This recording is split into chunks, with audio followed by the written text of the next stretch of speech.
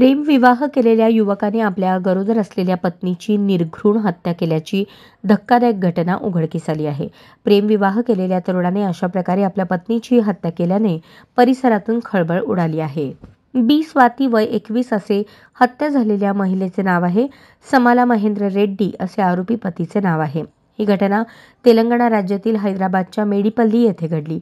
महेंद्र आणि स्वाती यांनी 20 जानेवारी 2024 रोजी कुकुटपल्ली येथील आर्य समाजाच्या पद्धतीने प्रेमविवाह केला. विवाहानंतर हळूहळू त्यांच्यात वाद व्हायला सुरुवात झाली. महेंद्र हा आपल्या पत्नीच्या चारित्र्यावर संशय घेऊ लागला. एप्रिल 2024 मध्ये स्वातीने विकाराबाद पोलिसांकडे पतीविरोधात हुंडा मागितल्याची तक्रार दाखल केली. गावातील पंचायतीमध्ये हे प्रकरण सोडवले गेले असले तरी महेंद्रच्या मनातील संशय मात्र कायम होता. स्वाती 5 महिन्यांची गर्भवती असतानाही त्यांच्यात वाद होत होते. दरम्यान स्वातीने 22 ऑगस्ट 2025 रोजी माहेरी जाण्याचा निर्णय घेतला. याला महेंद्रने विरोध केला, पण स्वाती आपल्या माहेरी जाण्यावर ठाम होती. त्यामुळे संतापलेल्या महेंद्रने दुसऱ्याच दिवशी 23 ऑगस्ट रोजी पत्नी स्वातीचा गळा दाबून खून केला.